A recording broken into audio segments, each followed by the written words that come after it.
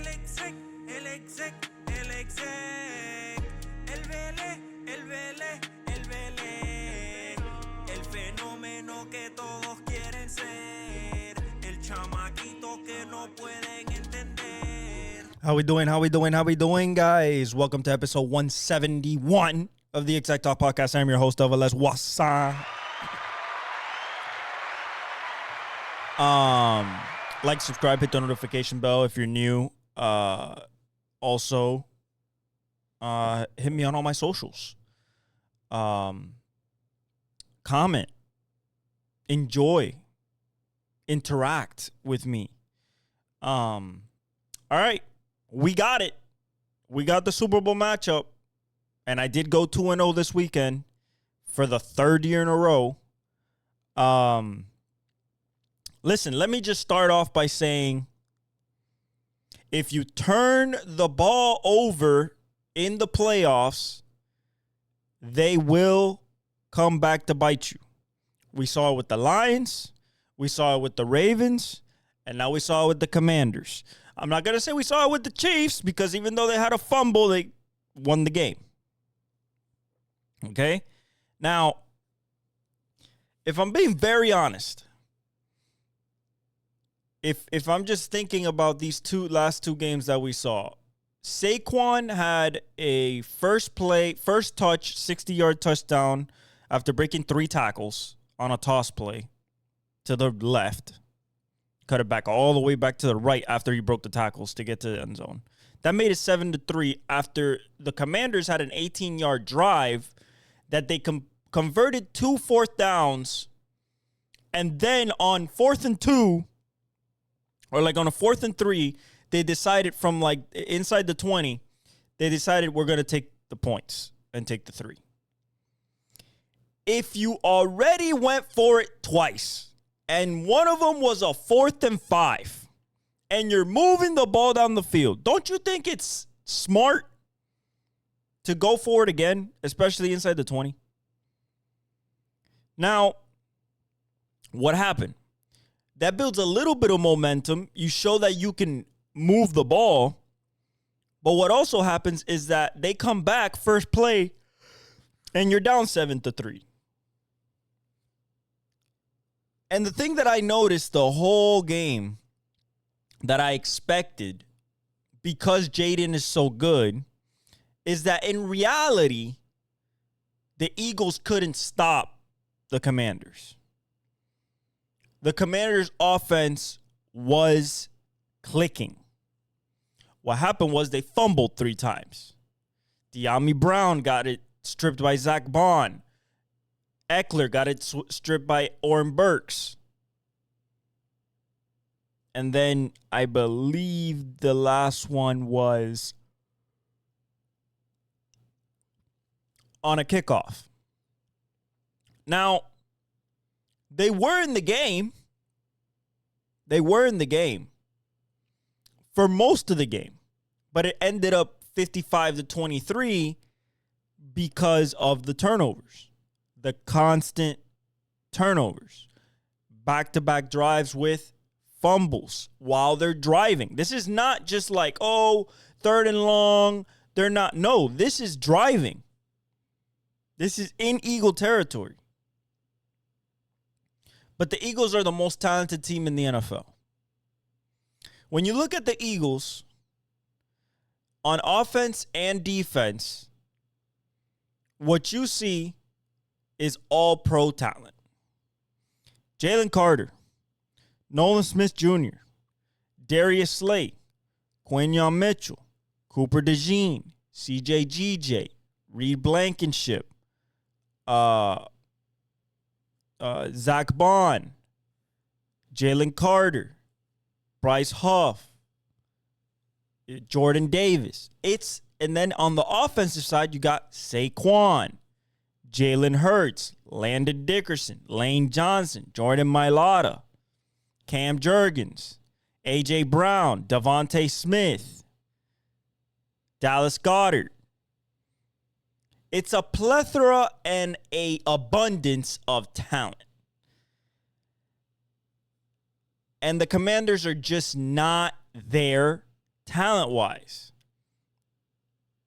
If I asked any of you, name me 5 people that play for the Commanders, you probably say Jayden Daniels and Terry McLaurin.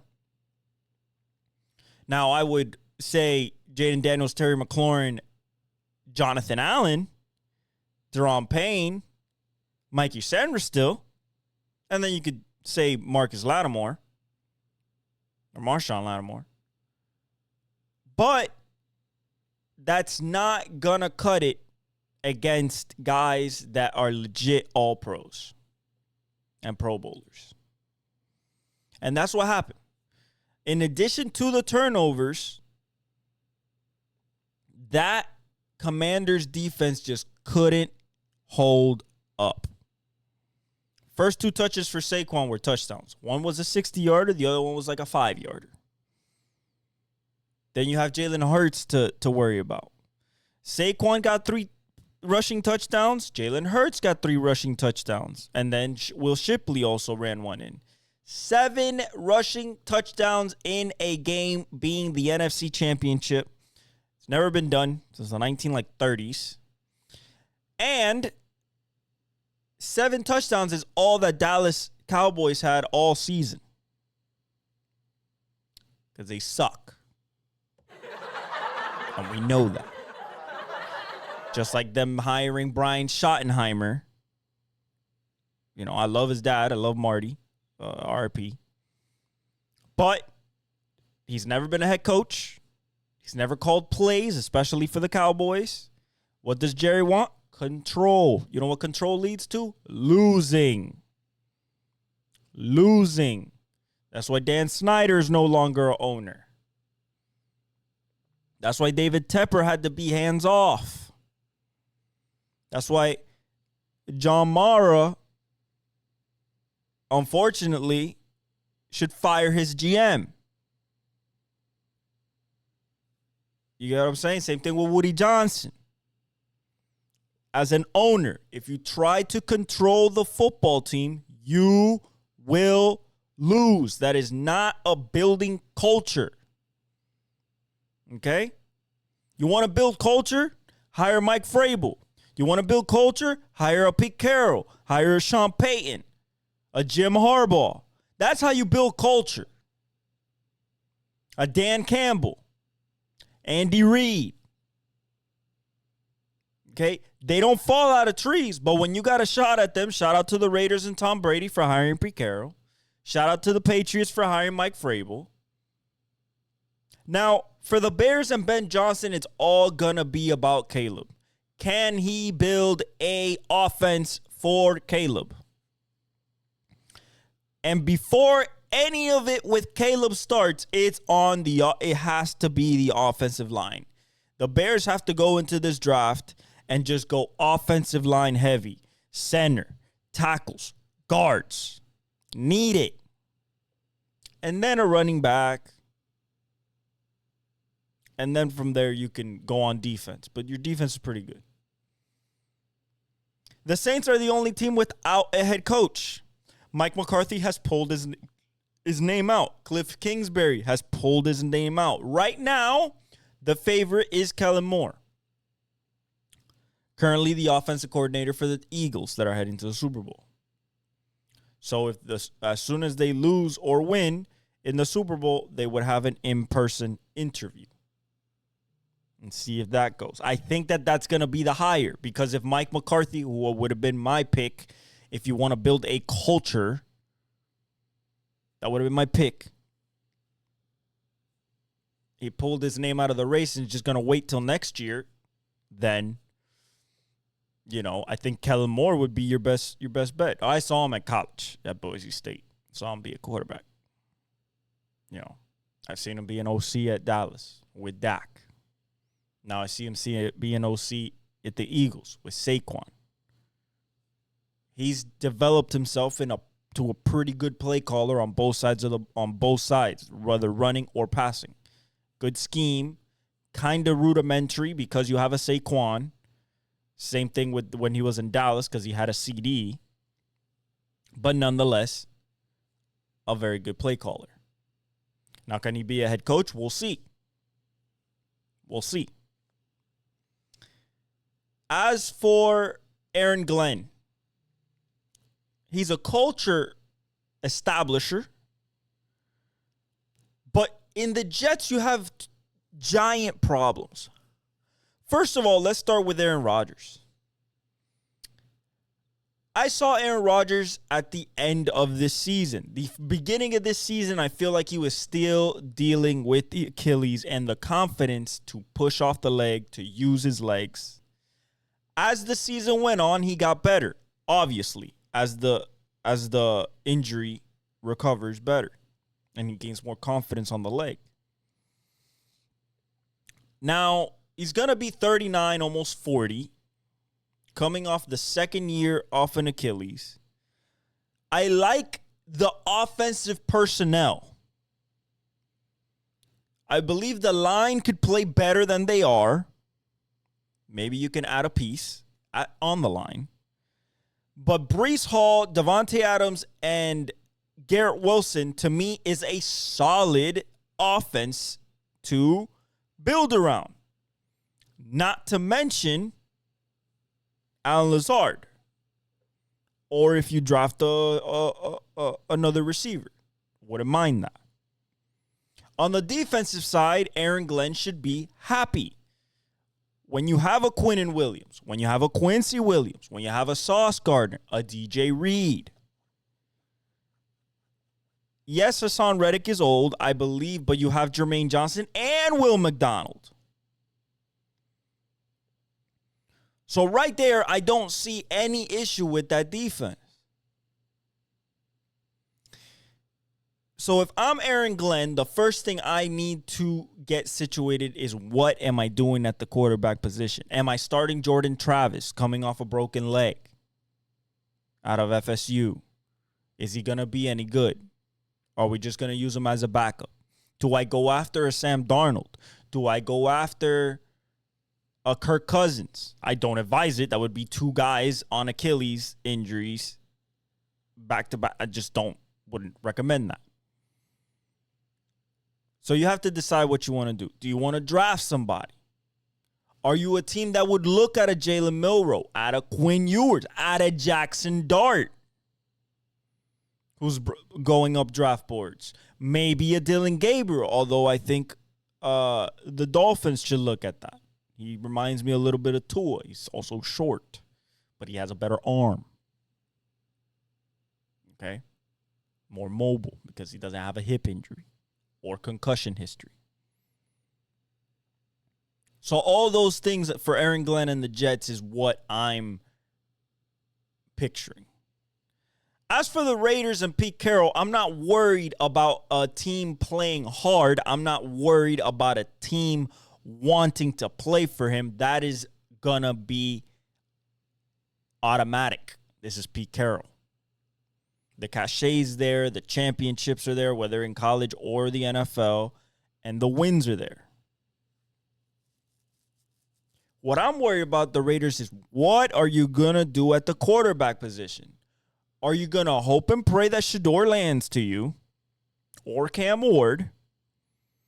Or would you be a type another team that would take a chance on a Jalen Milroe, on a Jackson Dart, on a Quinn Ewers, on a Riley Leonard? Would you be confident enough that you can develop such a prospect?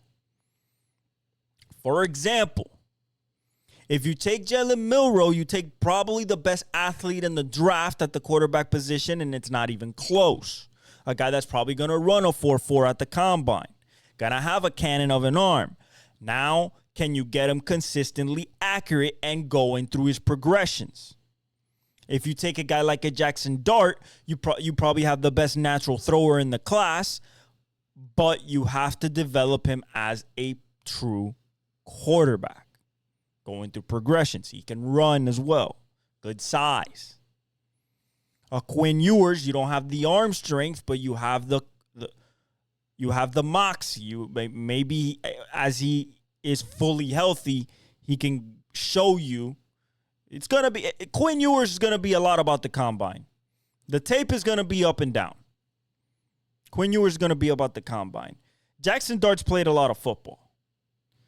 Jalen Milroe's played a lot of football. Jalen Milroe is going to get people are going to get enamored by his legs. This guy's legit probably one of the fastest guys in the draft as a quarterback. He is legit strong. Cannon. Got to rein in the progression. Can he read his progressions at the next level? Not just go from one. No one, I'm taking off. And can you get rid of the inaccuracy?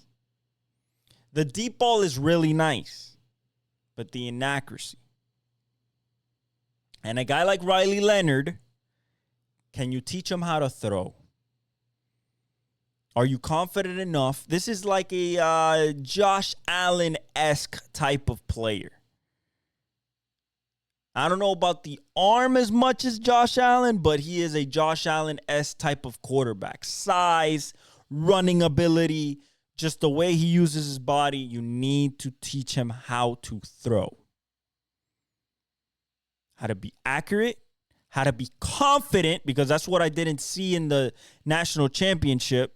It was a lot of running the first half, and then the second half, he had no choice but to throw, and he looked good. But can you get him to go through his progressions and actually be accurate? Those, to me, are the top 6 prospects. Cam Ward, Shedeur, Quinn, Jackson, Jalen, Riley. Not in that order.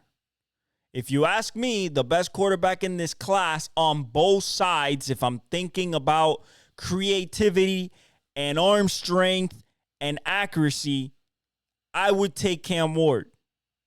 If I was the Tennessee Titans, I would take Cam Ward. But there's also rumblings that they're looking at possibly the best player on the board. And if we're talking about the best 2 players in this draft period, no question, before we get to Ashton Genty, it's Travis Hunter and Abdul Carter. So it's either you get a difference maker on whether you draft them as a DB or draft them as a wide receiver, or you get an absolute freak on the edge. A guy that's going to test out of this world at the combine. Probably be around a 4.4 in the 40.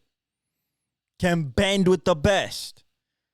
Basically a copy of Micah and probably maybe better. Maybe. He can do a lot of things. He's a little thinner than Micah. Micah was an absolute physical specimen, but this kid wore number 11 at Penn State for a reason. Okay? As for the running backs, it's a stacked class. Not just Ashton Genty, not just Scatterbo. You have Rocket Saunders from South Carolina. You have Omarion from North Carolina. You have Tosh Brooks from Texas Tech. You have Travion Henderson and Quinshon Judkins from Ohio State. So you have a lot of variety. Cam Scatterbo, Ashton, Dylan Sampson from Tennessee, and a plethora more. Yeah, Neal from Kansas. You have the kid Williams from SMU. So there is a lot to like about this running back class. The only class that's it's quarterback and receiver. Yes, you have Travis. Yes, you have Tretonoa from Arizona. I think the biggest riser is going to be Jimmy Horn. What he's been doing at the Senior Bowl is a lot of separation, running crisp routes, 4.4, 4.3 speed. Good hands. So Jimmy's going to definitely, I think, rocket himself up first 2 rounds for sure, especially after his combine. He's the type of guy where you look at a 40 and you look at a combine drill, at a gauntlet drill, And that's where you make your bones about him, and even the 10-yard shuttle and quickness. That's change of direction. I think Jimmy's gonna be a big flyer up. Tez Johnson, I think, is gonna be a big flyer up. Kid from Oregon. I think that kid is really good. Isaiah Bond, I think, is gonna show out. He might not run the fastest, but he's probably gonna be one of the smoothest receivers. Okay. So that's what we're looking at. And then it's a really good DN class, really good offensive line class, and a solid, not great, but a solid DB class. Starting with Travis Hunter, then you got Will Johnson, and then you got a couple more going down the line from smaller schools. Let's get into these games. Let's talk a little bit more about that NFC Championship. In reality, the Commanders were playing with house money. They made it to the NFC Championship after a dumpster fire since RG3.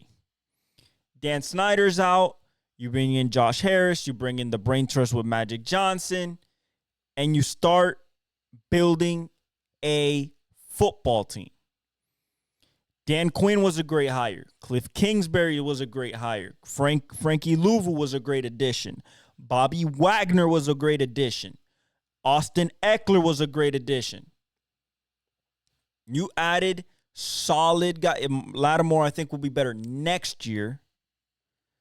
A.J. Brown kind of cooked them on a fourth down. I don't know why you would play man-to-man on A.J. Brown on the boundary on fourth down when you're about to get off the field. I don't understand. I would put C.J. G.J. over the top just because. I mean, C.J. G.J., what am I talking about? That's on the Eagles side. I would put a safety over the top or double him with Mikey. Then after that, Mikey got cooked in the end zone because he had inside leverage on an out-breaking route, and that just doesn't work. Not against A.J. Brown. I mean, it was a great route, but you cannot, if you have inside leverage and you see him kind of setting up, you're vulnerable on the outside, and the guy's 6'2". And then you let him get off the line. You didn't jam him. I know that Mikey versus AJ jamming wise, but Mikey gets in there. If not, I would have put Marshawn on him and then really jammed him. At least stabbed him. But you let him get off the line, have a two-way go, and then he cooks you on the out route. That was Jalen Hurts' only passing touchdown. AJ woke up again. He had 96 yards and a touchdown. Devontae had some nice catches. Dallas Goedert was really, really, really intricate part of the offense. After the 60 yards, Saquon, he only got 118.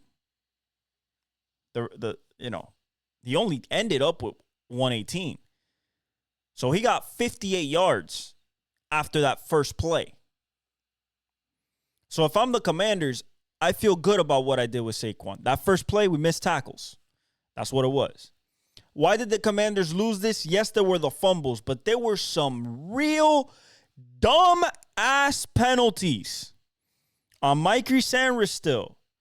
Hitting a Saquon on the outside 15 yards after you already had him on a 3rd and 9 and stopped him. That was big.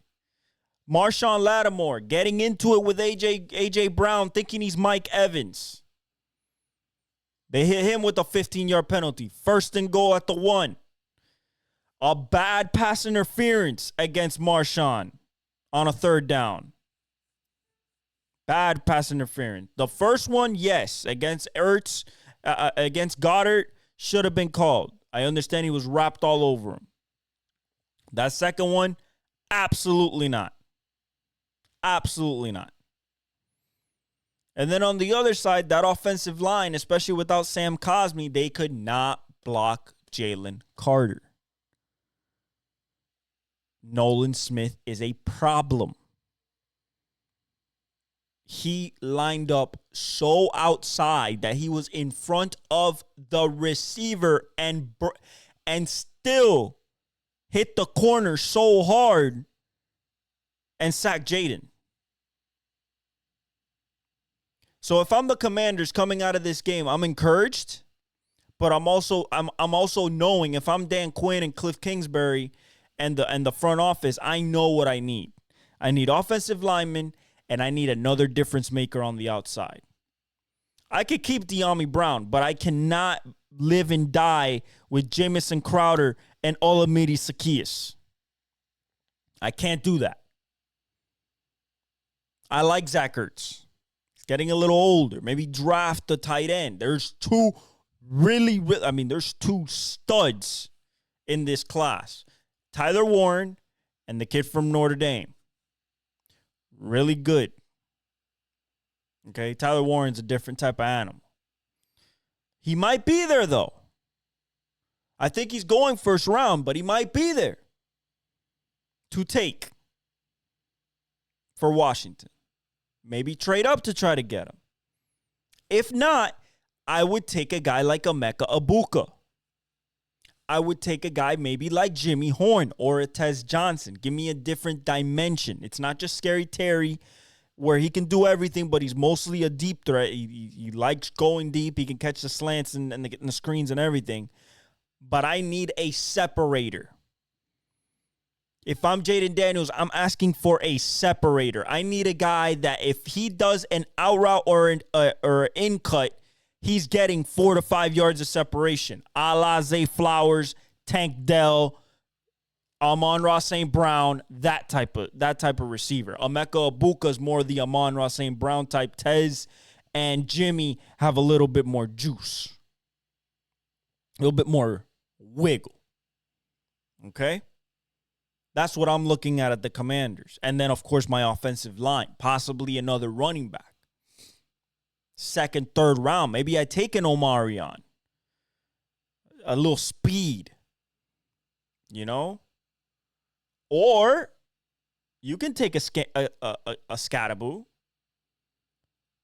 For me, personally, I would take a Travion Henderson. The speed to put with Brian Robinson would be a nice 1-2 punch, kind of like that Montgomery Jahmyr Gibbs type. Not that Travion Henderson is Jahmyr Gibbs. Jahmyr Gibbs is insane. But the speed is there. He's even going to be like a 4-4 guy at the running back position. So if I'm Washington, I'm definitely looking at that. Another thing I'm looking at is safety and corner. I like Mikey. Need another solid corner. First round, if he's there, I take Will Johnson. I need a number one. I need a number one corner. I need a number one and a number one. I need a number one on one side. I like Mikey. I think he's going to develop into a great corner, and I need another number one. I need to be able to look across to CeeDee Lamb, to A.J. Brown, to Malik Neighbors, and that's just my division. This is not even thinking about Justin Jefferson, Mike Evans. We'll see what Xavier Legette turns into. Drake London, a Jayden Reid, a guy like DJ Moore.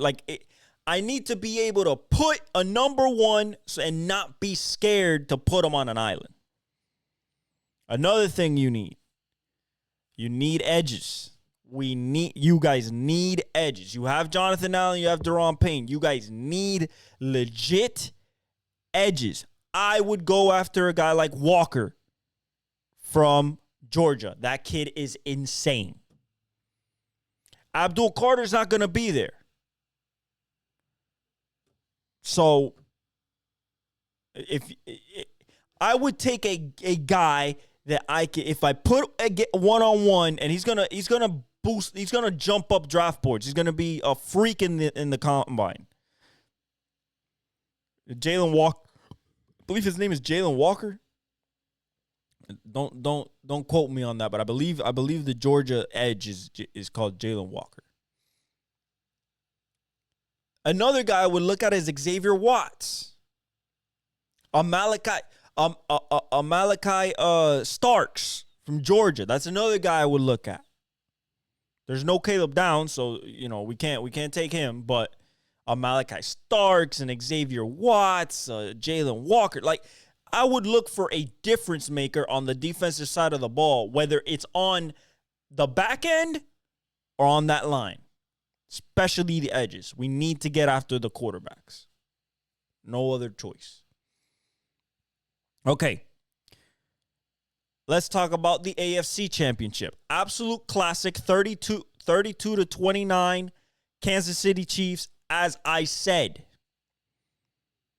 What happened this game? Besides the stopping on fourth down, the stopping on the 2-point conversion, I don't know why the Bills went for two. If you do not have a legit play call for a 4th and 2, which is basically what a 2-point conversion is, it's from the 2-yard line. One shot. You either get the points or you don't get the points. When Tony Romo was on the broadcast after the first tush push and said, the Chiefs told us in the production meeting that Josh Allen on the QB sneak or the tush push, their version of the tush push, always goes left. That is coaching. Sean McDermott and Joe Brady got out-coached. Josh Allen didn't get outplayed. Josh Allen played great, like he always does. But Sean McDermott and Joe Brady got out-coached. Why do they get out-coached? Because you're facing Andy Reid and Steve Spagnuolo. That is going to be a mismatch against anybody. There's no Bill Belichick left in this league. Yes, I take him over Sean Payton. Yes, I take him over Harbaugh. Yes, I take him over Shanahan. I've seen it. I've seen him mincemeat them.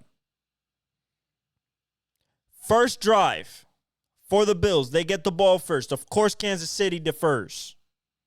Smart play. Try to dominate that middle 8.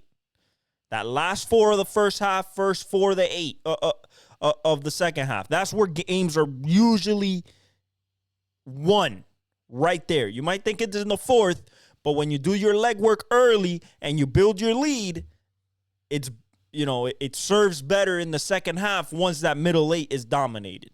Usually that's what Bill Belichick used to do with the Patriots. He would dominate the middle 8, score right before the half, score right after the half. Build yourself a 2-score cushion without the other team even getting the ball. Okay? That's what you would want to do. Okay? First half differential is the biggest determining factor of Super Bowl champions in the last, 20 years. That's a stat from Lombardi. Michael Lombardi, which is one of the masterminds of the Patriots dynasty. And was in the front office with Bill Walsh when the 49ers and the Raiders. Okay? First drive by the Bills. Tight. Josh, almost 2 picks, back-to-back throws. Into team meetings. They fooled him. 3 and out. And then what happened next? Kansas City went straight down the field and scored 7. I mean, straight down the field. No stoppage, nothing. Bink, bink, bink, bink, bink, touchdown. Right then and there, I already knew that the Chiefs were going to win that game. Why? Because the moment is not nothing to them. This is the 3rd go-round for some of these guys. This is the 4th go-round for the legit dudes. And not that they're, What I mean by that is like Chris Jones, Travis Kelce, Mahomes. Fourth time around. Seventh time around in this game. You know, I say fourth time because of the Super Bowls. In this game, seventh time around. This is not affecting them. This is just a game. We just out-execute you and take advantage of what you give us. This game was supposed to be a blowout. It was 21-10. Then the fumble happened. Once the fumble happened, which was uncharacteristic by Mahomes, he got hit. He got hit by Ed Oliver, I believe. Fumbled. They recovered. Bills fumbled it 5 times. Recovered it every single time. This would have been an absolute massacre if any of those balls bounced into Kansas City. Now, as for McDermott calling the same play on fourth down 3 times, you have James Cook. What are you doing? You have Khalil Shakir, one of the best sure-handed receivers in the league, young receivers in the league. What are you doing? You have a monster in Matt Collins that caught the only 2 big passes of this game. One was against Trent McDuffie over great coverage, draped all over him. Josh just dropped a dime ball on him. And then the other one was basically like a Gabe Davis inside seam. They're playing man-to-man, outside leverage, and they, no safety help. That was simple. Got it to the 5, scored.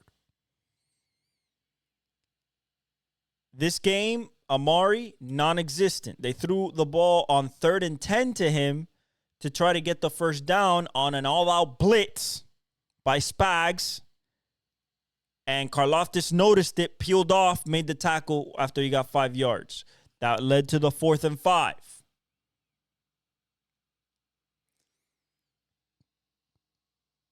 Before we get to the 4th and 5, which was a defensive masterclass by Spags, but a great play by Josh Allen at the same time, just didn't come to fruition on the catch end. Let's talk about the tush push on the 4th down. Dalton Kincaid's knee came down before that ball crossed the line on 3rd. Again, doing the QB sneak to the left side. When you see everybody stacked up on that left side, Chris Jones, Mike Dana, Pennell, every single big, large man, pause on that left side. And then he tries to go, on that one, he kept it in the tuck. Listen, how spotting the football works is usually who can see the football is the spot that they choose. The guy on the far side that thought he crossed over couldn't see the football. Okay? He couldn't see it. He could see it a brief moment, but all he could see was his head. Okay? When he start getting stopped, that he got turned around, and then the opposite side judge is looking at it. He's short. The ball was short.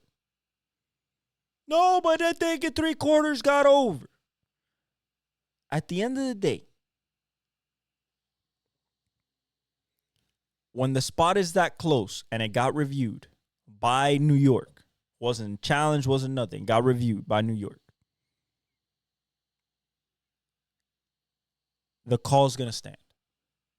Whichever it was, if it was a first down or if it was short like it was, the call would have stood. It was too close. Now, I understand trying to put a chip in the ball, not using the chain gang, not using the judgment of the referees. I know that he came. Justin Reid stood in front of him while he was walking. Then he had to take a detour and his foot moved. Listen,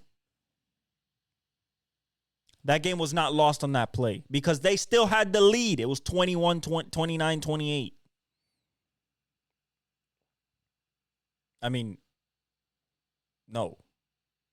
29-28 or 22-21. Now I have to go back to the... I've been doing all this without the box score because I remember the game, but that little detail threw me a little off. So I'm going to check.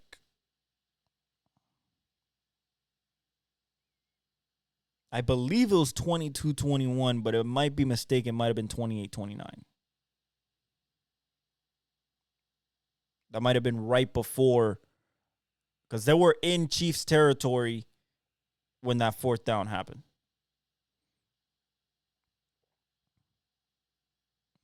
The fourth down.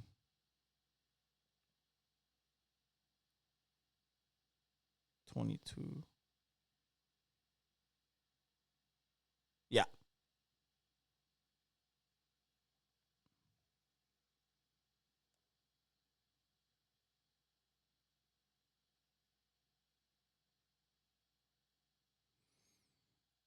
Sorry, my girlfriend called me. That's why I stay quiet sometimes when I look down on my phone. That was a 4th and 6. No. I'm looking down here. 21, 22 downs.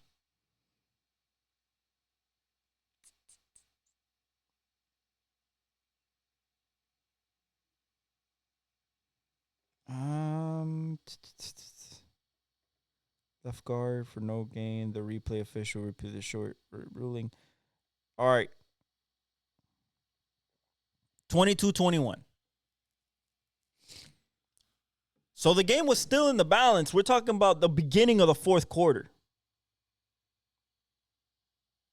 It's the beginning of the fourth quarter. 22-21. What happens next is KC goes down and scores on a Mahomes run, I believe it was.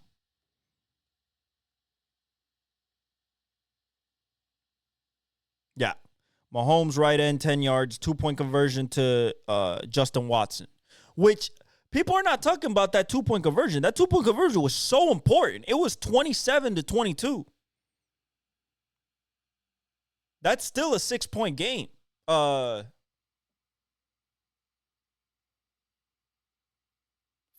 game. They needed to make it 7.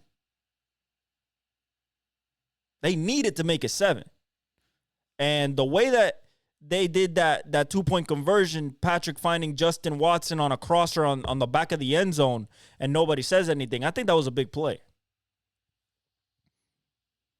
Because then the Bills go down and they score on the Mac Hollins pass, I believe. No, the Curtis Samuel pass on the back of the end zone on 4th and goal. That's another big play. That was 4th and goal. Great play by Josh.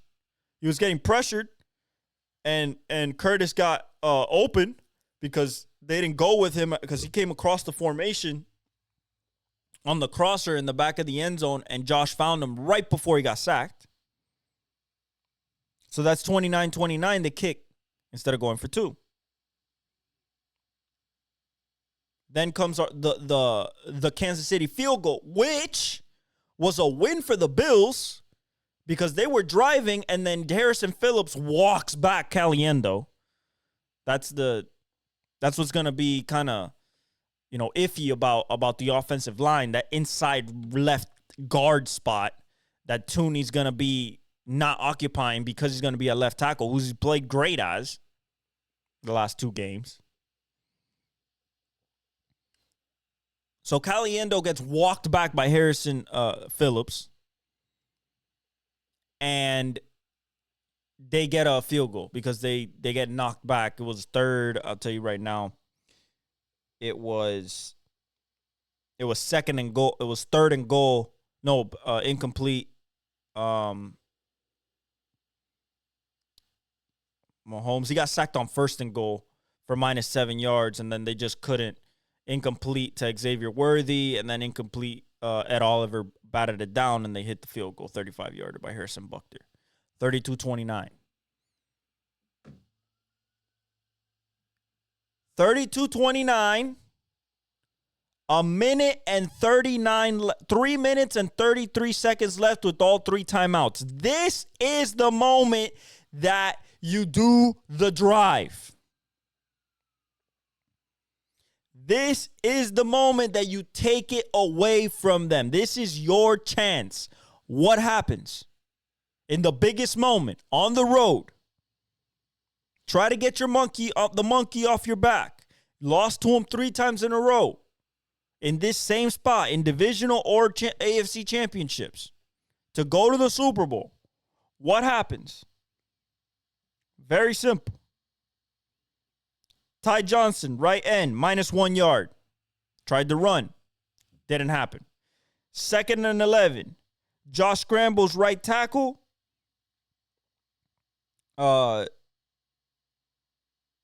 He gets 13 yards. He gets a first down. Okay? He gets the first down. 1st and 10. Josh incomplete. Pass to Khalil Shakir. Incomplete. 2nd and 10. Josh incomplete. Short to Curtis Samuel. Charles Omenihu hit it down. 3rd and goal. Third and 10. Josh Allen passed short to the right on an all-out blitz to Amari Cooper, where Karlaftis goes back, peels back, because there was nobody there. McDuffie was getting blocked. Connor was about to get blocked by the pulling guard, and he was off to the races. Karlaftis peels back, tackles him by the shoestrings. He gets 5 yards. We get to the infamous 4th and 5.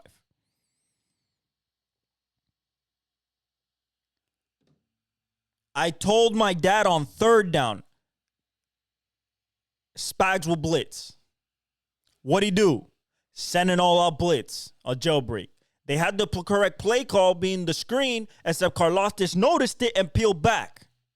Great play by Karlaftis. Great instinct. Film study. 4th and 5. You run an orbit motion with Khalil Shakir. He's open on the flat, but that is your man beater. The reason Josh didn't react is because the motion didn't move the defense. And that was probably purposeful to keep the blitz under wraps and not give away that they were playing man and that they were coming with pressure. Now, they were double mugging the A-gap with Nick Bolton and Justin Reid. So you got to decide who's coming. Josh decides to slide the protection to the left at the line of scrimmage because you always slide the protection to the mic. The mic is Nick Bolton. He was on the left side. And this is great game planning by Spags. Spags, instead of putting somebody like Najee Johnson, who's known for blitzing, Jamari Connor, who's known for blitzing, or another corner on Keon on a tight split. No, he puts his best corner, one of the best corners in the NFL for 2-time first-team All-Pro in McDuffie to basically show Josh or try to get Josh sleeping because Josh ain't thinking that one of the best corners in the NFL in a 4th and 5 is coming. That's the genius of Spags. That's why Spags has 4 championships and is going for a 5th. That's why.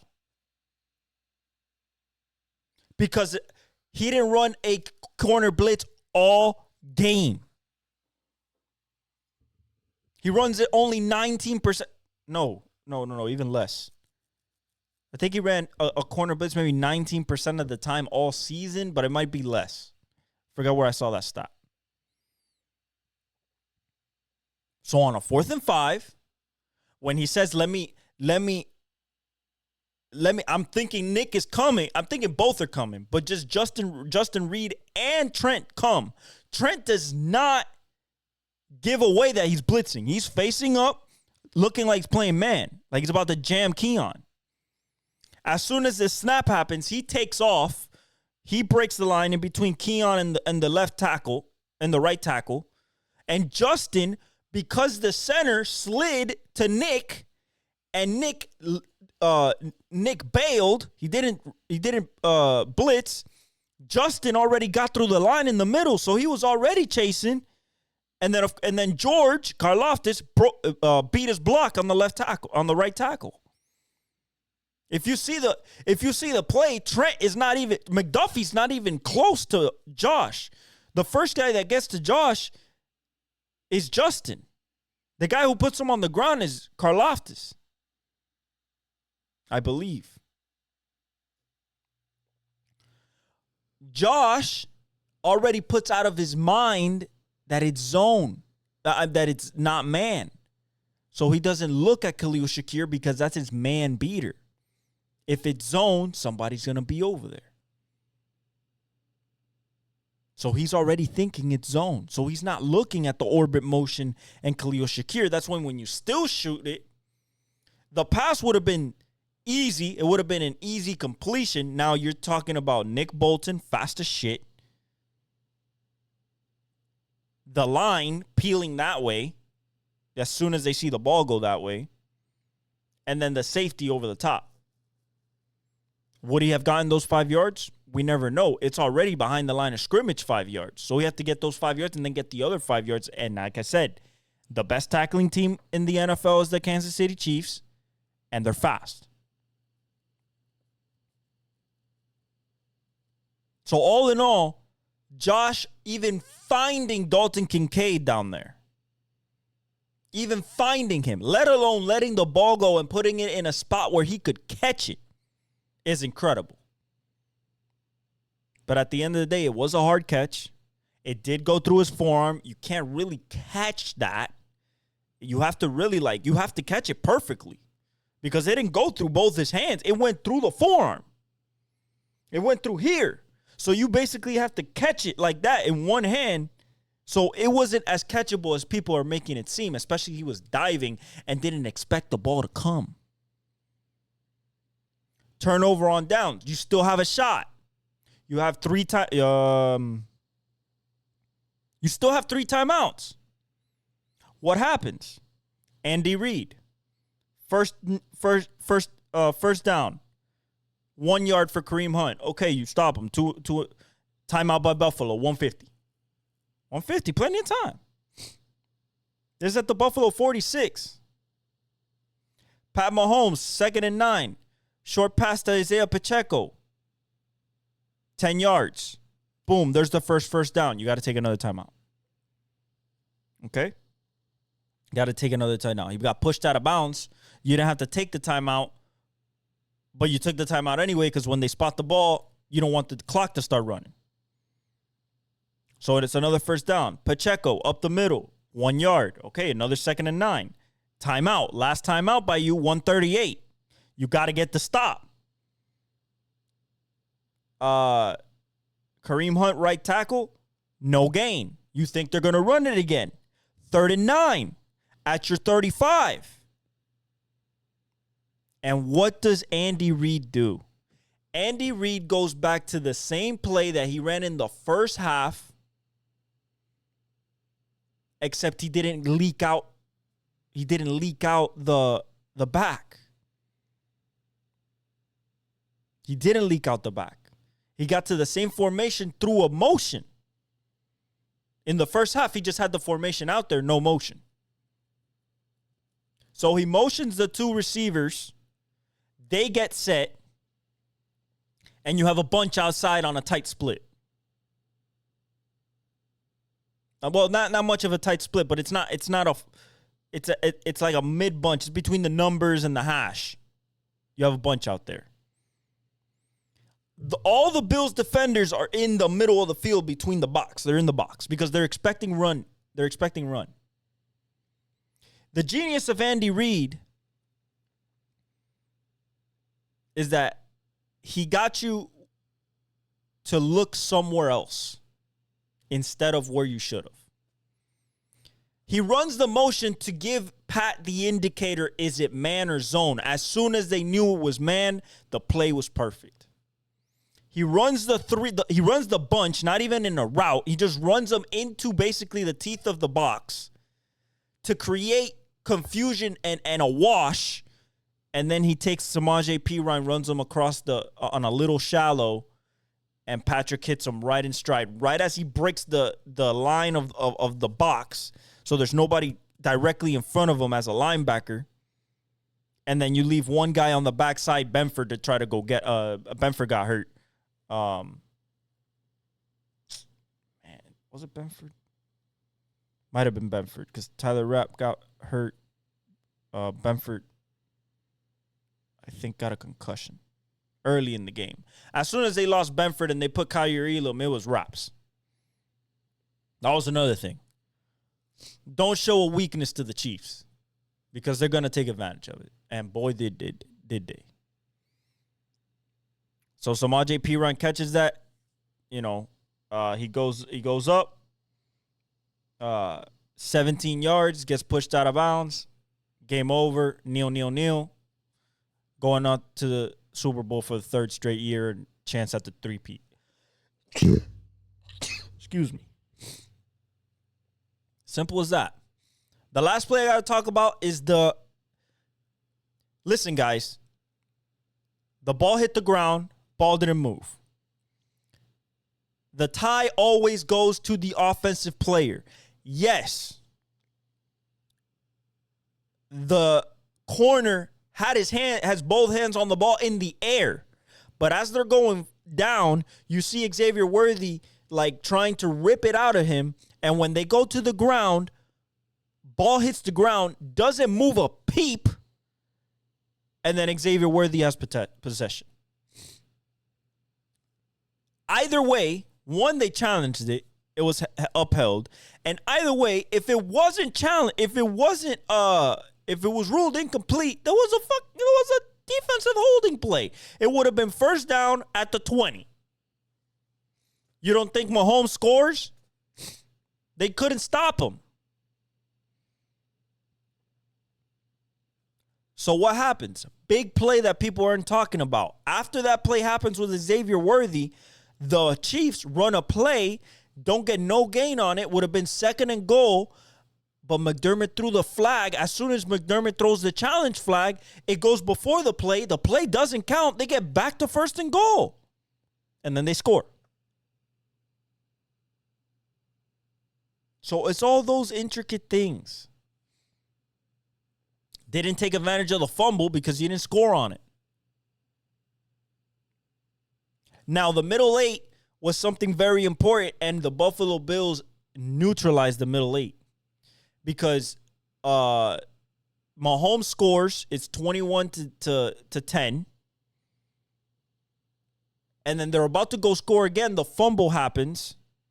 And then the middle 8 becomes a wash because Buffalo scores, but then they missed the 2-point conversion. So it's 16 to 21. Going to the half, I believe. It was 16 to 21 into the half. Let me tell you guys right now. I have it right here. End of quarter number 3, end of quarter number 2, 16 to 21. Missed the 2-point conversion. Big deal. Missed already 2. Big deal. On the same play. Big deal. Now, Kansas City went for 2 and missed it because they ran the wrong play. They didn't give Patrick no options. So on the second 2-point conversion in the second half to go up 7, Andy Reid actually dials up a little play action where he has a little pitch or he can run or he can give it. And he finds Justin Watson in the back of the end zone, gives him a nice option play so he can create. Andy Reid learning. So shout out to the Chiefs. Heartbroken for Josh Allen to another year with no trophies. Lamar's probably going to get the MVP. Patrick's probably going to get another Super Bowl and another Super Bowl MVP. Nothing to show for it. Gonna be a Hall of Famer. Nothing to show for it so far. 0 trophies in his career. 0. And he's one of the top 3 best quarterbacks in the league. But this is the Chiefs, man. This is MJ with the Bulls. This is Curry with the Warriors. This is Tim Duncan with the Spurs. It's Tom Brady and Belichick. Just way quicker. 7 years, 5 Super Bowls. Going for the first three-peat of all time. Do I think they can do it? Absolutely. They haven't steered me wrong yet. But we'll talk about that game later. I'm not going to talk about that game this week. I'm going to give you my initial thoughts. Just a little initial thoughts here and there. Defensive line versus offensive line. Vice versa. Both sides. Jalen Carter versus Caliendo. Are they going to move Joe Thuney back to guard? I don't think so. They're going to keep him on the edge to try to stop Nolan Smith Jr. Can they stop Jordan Davis and Jalen Carter to create interior pressure? And same thing for the Eagles' offensive line. Is Cam Jurgens going to be okay? Is Landon Dickerson going to be okay? If they're not, are you going to stop Chris? Can you stop Chris Jones? Can you stop Karlaftis off the edge? Can you stop Pennell? Can you stop Dana? Can you stop the blitz? The reason the Chiefs have the edge in this game is because of Andy Reid and Spagnuolo. Yes, Mahomes is the best quarterback. But when you're talking about talent, it's not particularly close. But when Andy Reid sees that defense, he's going to try to confuse it and hit the points of weakness. I saw analysis about the game, what the Chiefs did to the Bills, and they just bullied them into man-to-man with that first drive. He broke the zone so bad with the first 2 drives. They broke the zone so bad that they just forced them into man-to-man. Once they force you into man-to-man, you're at Andy Reid's mercy. The pick routes, the slants, the screens, like the inside seams, like you're at his mercy. That's exactly what he's going to try to do with the Eagles. The Eagles might say, "Oh, but there's no real legit threat outside." They don't have a legit threat. Yeah, but they have Andy Reid. They have Pat Mahomes. They're going to dice you up.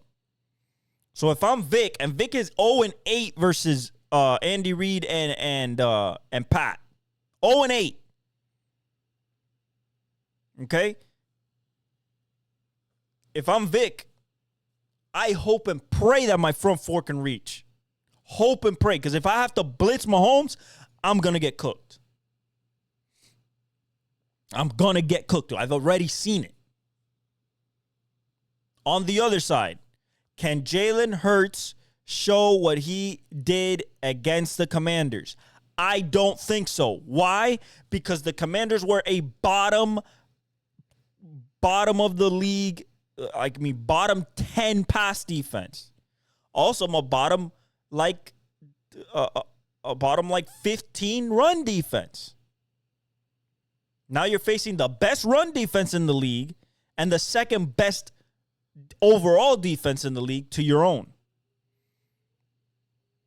Do I think that you're going to block Chris Jones? Absolutely not. Absolutely not. He's going to get his way. Eventually. He's a Hall of Famer. First ballot. One of the greatest D tackles of all time. If it wasn't for Aaron Donald, he'd be the best. Aaron Donald is the best ever. Next to Lawrence Taylor. But Chris Jones right there. He demands that much attention. Don't put him one-on-one. Lane Johnson, Landon Dickerson, Cam Jurgens, whoever, Mailata, Becton, whoever. Don't play him one-on-one. He's going to eat. And if you double him, you got Karlaftis to deal about. You got Dana to deal about. You got Pennell to deal with. Omenihu. So that's one thing. Another thing, I'm putting Trent McDuffie on A.J. Brown and not even thinking about it. That's it. I'll take my chances doubling Devontae and using Justin Reed against Goddard. And then we'll play. But I'm not letting you use A.J. Brown, And then another, is Jalen Hurts going to go through his progressions and trust the throw? If he doesn't trust the throw, Spags is going to be on his ass. He's going to put pressure on him. He's going to blitz Bolton, blitz Chanel, maybe do some cat blitzes. You know, blitz Justin Reid.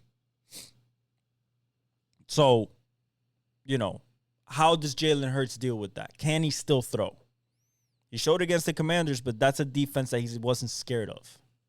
We'll see what happens this time.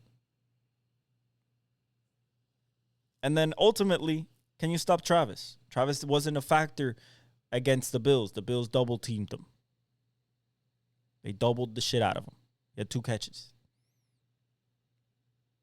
The Eagles have gotten torched by the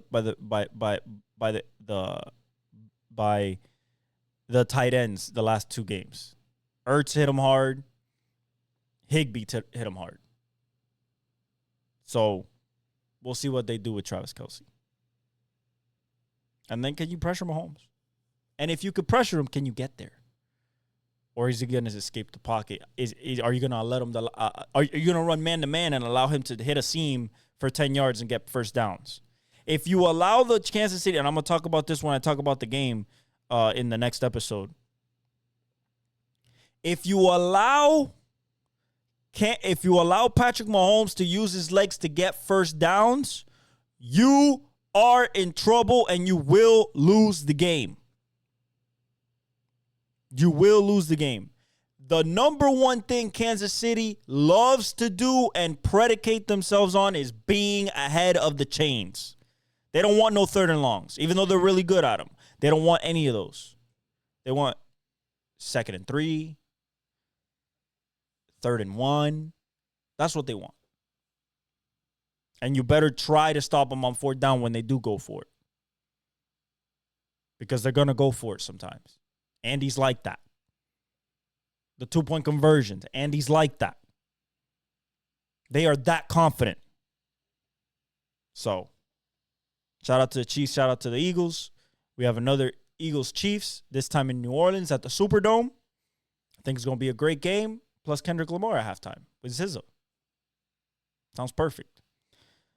All right, let's get to the Daytona 24, the Rolex 24. Porsche wins again. This time, the 7 car. Cadillac and BMW. BMW got the pole, fastest lap of the whole weekend. 124.6, some shit like some crazy fast ass lap. They were good at the beginning of the race. They had some problems. They were still fast, and then Dries Van Thor, which his brother actually won the race. He was in the 7 car, Lawrence Van Thor, which is hilarious. So Dries was in the BMW. He did an aggressive move twice to try to pass the Porsche, and it affected him. It spun him out once, and then he got a penalty on another, and that was it.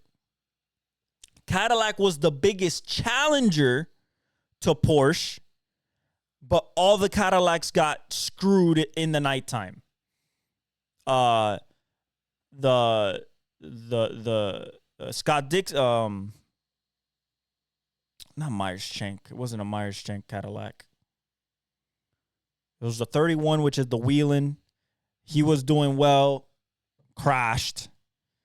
The former Canassi car, the silver one, which looked the black and silver one with Kamui Kobayashi, who was dominating at the early stages of the nighttime, crashed.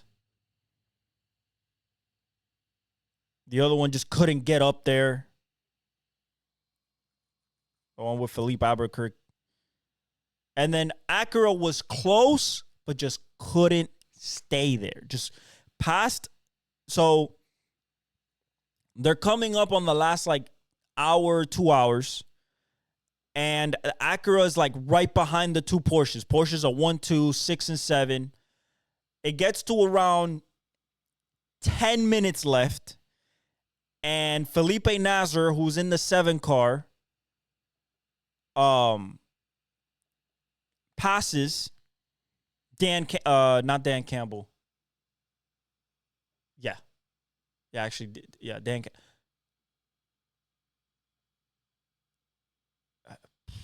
No, it wasn't Dan Campbell. Dane Cameron. He passes Dane Cameron in the 6 car, in both Penske Porsches. Passes him going into turn 1 after a great exit out of the chicane, the Le Mans chicane, and then never gives it back. Dane can never get close. The Acura passes him, and the Acura tries to chase him down, just couldn't do it. Got close, but couldn't do it. Porsche wins. In the LMP2, Tower Motorsports wins. In GT Pro, the Mustang wins, the 65. So they go from having so many problems last year to winning the Rolex 24 this year. Great job by them, by the American team, Motormatic. And then in GT Daytona, the Corvette wins. Designed by a Canadian, really nice paint scheme. The number 13 Corvette wins. So we have Porsche, LMP2, who is always is an Orica chassis. And then you have Mustang, so Ford, and Chevy with the Corvette. Really good race, really fun. Love watching it. Now the duels in NASCAR are this week, and then next week we have the Daytona 500. Or like in 2 weeks, we have the Daytona 500 after the Super Bowl. Really excited for that. Really excited for IndyCar to start. Really excited for Formula One to start. We are heading, the Rolex 24 is the official beginning of racing season. It's the first race on the calendar besides the one in Dubai that they ran, I think, earlier in January. But this is the official start of racing season for every series. Even in March, we have NHRA starting back up in Gainesville.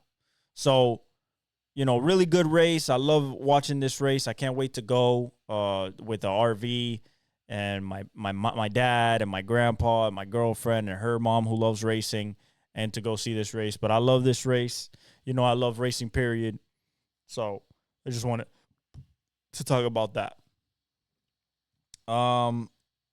Nothing really in baseball. In the NBA, let's talk about Jimmy Butler. Listen, 3rd suspension. They're already lowered the asking price. Supposedly, the Warriors are in the mix. The Suns are in the mix. The Bulls are in the mix. If I'm the Heat, I want Jonathan Kuminga or Zach LaVine. I don't want an aging Bradley Beal. I want Jonathan Kuminga. We can make him a defensive monster and then work on the offensive side later. Or I want Zach LaVine, who actually is a scorer, and we can develop him into a legit number 1 option with the Heat culture, and have a guy that they just don't look at Tyler and be like, okay, we could cover him. We have a Zach LaVine who could legit score 50 on any given night, has a 3, can go inside, is athletic, can finish, can get to the line. That's what I would want. You're not getting a 1st-round pick. You might not even get a 2nd-round pick. If I'm the Warriors, I go after Jimmy. Another defensive stalwart, put him next to Wiggins, have Curry, you know what I'm saying, and then become a defensive team with the explosion of Curry while you still develop Pods, while you still develop Trace Jackson Davis, and you still have Buddy Hield. That's my 2 cents there. The standings as they stand, Boston is on a 5-5 in the last 10. So is Cleveland. 6 games ahead of Boston. New York is 1 game behind Boston at 7 behind. Milwaukee is 4 games behind New York at 11 behind. Then you have Indiana 11.5 behind, so just half a game behind Milwaukee. Orlando, Paolo's back and Franz are back. I expect them to kick it up a notch again. They're 14.5 back, 6th place. Miami, 14.5 back in 7th, so we're still in the mix. Detroit, 15 back. They're still in the mix. Atlanta, 16 back in 9. Chicago, 18 back at 10. Philly's 19 back, 1 game back of Chicago for that 10th spot. Toronto's 23 back. Brooklyn, Charlotte. LaMelo's hurt again. Will be reevaluated in a week. He can't stay healthy. In the West, OKC has 5.5 game lead on Houston, who Amen Thompson just hit a game winner on Boston. That kid's going to be special. First guy from not a college to be relatively special. They have 2 of them. They have Amen Thompson. They also have Jalen Green from one's from Overtime Elite. The other one's from G League Ignite. Memphis is 7 back, so just 2.5 back, just 1.5 back of Houston for the 2nd spot. Denver's 9.5 back. The Lakers are in the 5th spot, 11 back. Clippers are in the 6th spot, 11.5 back. Minnesota is in the 7th spot, 12.5 back. Phoenix is 13 back in the 8th. Dallas is struggling. They're in the 13 back. Sacramento's 13.5 back, and Golden State 14.5 backs. San Antonio 16 back, and then Portland, New Orleans, and Utah.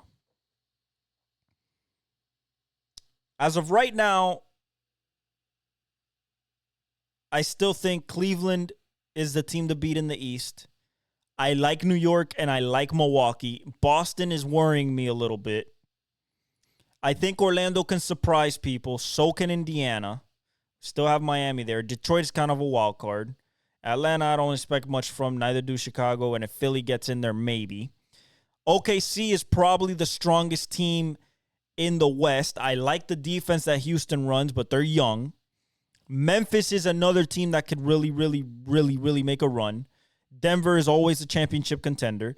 The Lakers need something else. I don't think them being at 5 is really showing something that they're going to be, to be honest. The Clippers I like, especially if they have Kawhi, Norman Powell, and James Harden playing with Zubac.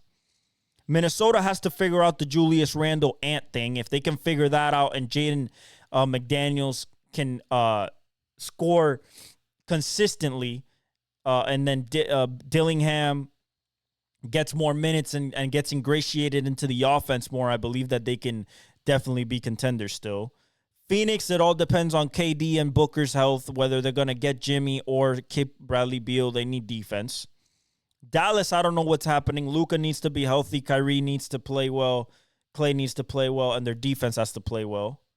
And then Sacramento, I don't think is going anywhere. Golden State, if they make it in, it's always interesting, but they need some definite help. And San Antonio's way too young. They only have Chris Paul as a veteran. Wemby's great, but it's going to be his first playoff experience. If he makes it in, he's in 12th place right now. So that's it, guys. Thank you for watching episode 171 of the Exec Talk Podcast. I am your host, Del Velez. I love you guys. God bless you guys. Thank you for all the support. Like, subscribe, comment, hit the notification bell. Follow me on all my socials. And I leave you all with the outro.